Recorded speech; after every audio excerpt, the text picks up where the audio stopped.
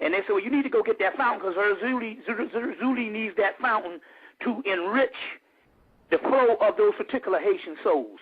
So we went and got this fountain of an Zuli sitting on these lotuses and stuff.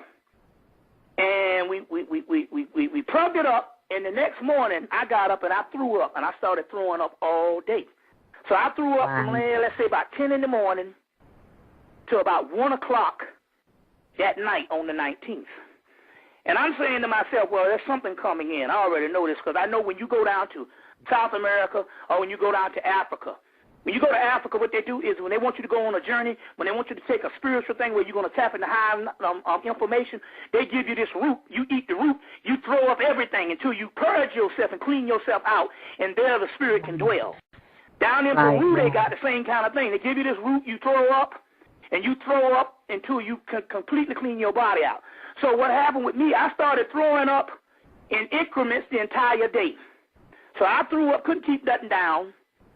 You see what I'm saying? The entire day, I said, now something is coming in. Something is coming in. So what had happened was there was a current by a god by the name of Apanuk.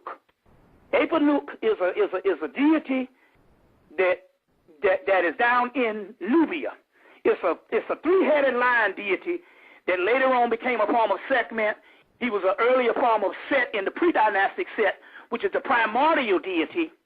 And he also is an early form of Ogun and stuff, of Ogun. So this Apanu energy started coming through, and I said, yeah, he would also be a form of Ra Heruka Hudi, or if you're in the Crawley system, Ra Har-Kuit, which is the 3rd chapter of the Book of Law, when they talk about Ra Har-Kuit will arise at the fall of the great equinox, when the double-wanded one will rise, Ra Heruka Hudi, or Ra Har-Kuit, and bring fresh fever from the skies. Now pay close attention, because when we get on into this, we get ready to break this thing down. So this Ra Har-Kuit energy, which is number 19, a Sekhmet energy, this lion-headed deity that you can find in E. Wallace Budge's book called From Fetish to God in Ancient Egypt. E. Wallace Budge book, there's a picture of a god in Nubia. His name later on is Apanuk, but that's a later translation because we don't know, because Budge has said this lion-head deity of Nubia. So anyway, this entity started coming through on the 19th, and I said, yeah, because I've been throwing up. So what happened was, after, let's say about 12 o'clock, I came down with the shakes. It was almost like kicking heroin. If I'd ever been on that, I'm quite sure that's how I felt. So I said, okay, I'm going to get off everything. So I said, okay, then we're going to shut down on drinking and everything, and just to see what it was. And I thought it was that, but it wasn't. I thought it was the drinking, but it wasn't. Because I don't drink. I can't drink during the day. I only drink during my music. Take 3 sips. So it wasn't that. What it was, what we found out what it was, about a month later, I messed around and ate a damn steak and cheese. And came down with the same shakes. So what was happening was, it was saying, what it was, they was purging me of the beef. The beef. Now, what is happening, and everybody tell you, they got, any kind of burger, any kind of beef, all of it, you got to get off of it. You see what I'm saying? Because what it is, now it's interesting here, because there's big-ass signs all over the South of Chick-fil-A. Now, Chick-fil-A, they have this campaign, if you ever down south, and they might have them up north where they have the cow, and the actual cow is trying to give you ways to eat chicken, but not eat the cow. So one of the signs said, now look at this, check this out. When we went to pick up the statue for Urzuli, we was riding back home with the statue the night before. I started to throw up the next day, and there was a big sign said, beef puts you to sleep, or beef puts you to sleep, or it makes you sleepy, or makes you sleep. Now, some people say, yeah, the sluggishness of the beef would be, but no, that's not what was going on. It was a spiritual thing. The beef puts your consciousness to sleep. You see what I'm saying? Now, think about this now. McDonald's can create a turkey burger, or the big three, McDonald's, Burger King, and Wendy's, it's nothing for them to create a turkey burger. They give you a fish. They give you chicken. You see what I'm saying? They could create a turkey burger. You understand what I'm saying? And make a killing, make millions. But the beef industry won't allow that, or the government won't allow that. Right. You understand where I'm coming from here? Now, yes, you can get turkey burgers from all things, but the big three, you see what I'm saying? They won't allow that. You see what I'm saying? Because the beef keeps the people's consciousness asleep, eating Heru's body. You see what I'm saying? So when the Vishnu Prana is saying that, the Vishnu Prana is saying in the last days man will eat the sacred beef, the sacred cow. Now you got to understand something how powerful this is. Do you know one of the resurrections, and when they dug up King Tut's tomb, there's some stuff that they got off his sarcophagus. In the hieroglyphics, there's a book called the Book of the Divine Cow. A lot of people have never seen it because it costs you $300 to get the book that is translated. In 1996, I went into right before these white boys got the internet, I went into a bookstore, and I ended up buying the book for $25. But the book costs about $300 now. It costs about that. But in that particular book, they got a section of the Divine Cow. There's a portion of, let's say, these texts that come from the Apocalypse. The Apocalypse stuff. They got, in ancient Egypt, a part of that Apocalypse era, these apocalyptic type texts, one of them is called the Book of the Divine Cow. So now the Divine Cow is not only Hathor, the Divine Cow is also the Milky Way. You see? And you remember now the Milky Way formed a perfect DNA spiral a couple of years ago.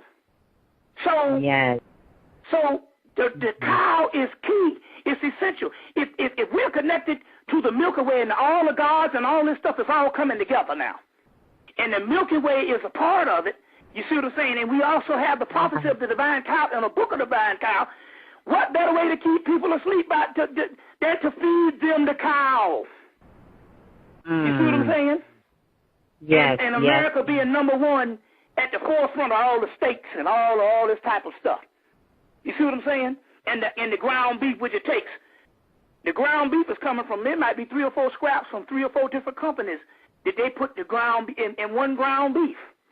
And that ain't talking about all the hormones and all the other stuff, but the point I'm trying, and also the cows, knowing they're going to die, get depressed. You see what I'm saying? But nevertheless, it shuts the consciousness down.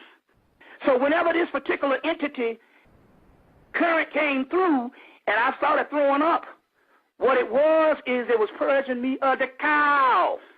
You see what I'm saying? People talking about the pork. No, the cow. The pork is bad enough. That's a whole other story. But the divine cow, Heru. You see what I'm saying? You see. And so it's interesting because, you know, in the Moses thing with the golden calf, that's nothing but retold versions of the scripts that came from the Book of Divine Cow, which we now have. Here's another book I want to give to people.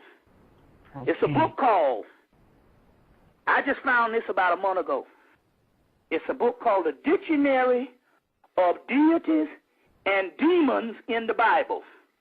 Now, if anybody's seen any of my early tapes, the ones I used to do in the 90s, I used to have an internet piece. No, I used to have a piece that came out of a book from the University of Michigan that a brother used to go up to Michigan and copy all this stuff, go into the libraries of the University of Michigan and copy all this stuff. And he copied an internet piece of a group of Egyptologists that showed Osiris in the Bible 13 times.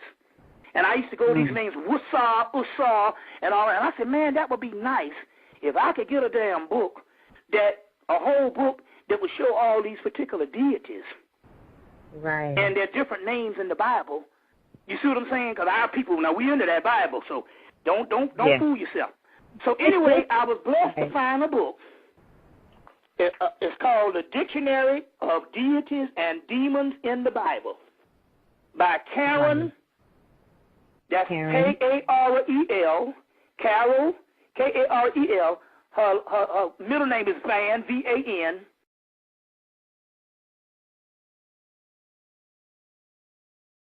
And they said, well, you need to go get that fountain because her Zuli needs that fountain to enrich the flow of those particular Haitian souls. So we went and got this fountain of an Zuli sitting on these lotuses and stuff.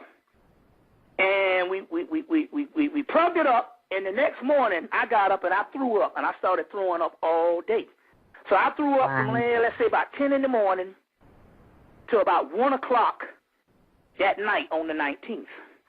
And I'm saying to myself, well, there's something coming in. I already know this because I know when you go down to South America or when you go down to Africa, when you go to Africa, what they do is when they want you to go on a journey, when they want you to take a spiritual thing where you're going to tap into high information, they give you this root. You eat the root. You throw up everything until you purge yourself and clean yourself out, and there the spirit can dwell. Down in Peru, they got the same kind of thing. They give you this root, you throw up, and you throw up until you can completely clean your body out. So what happened with me, I started throwing up in increments the entire day. So I threw up, couldn't keep nothing down. You see what I'm saying? The entire day, I said, now something is coming in. Something is coming in. So what had happened was there was a current by a god by the name of Pt.6. Pt.6 is a deity that is down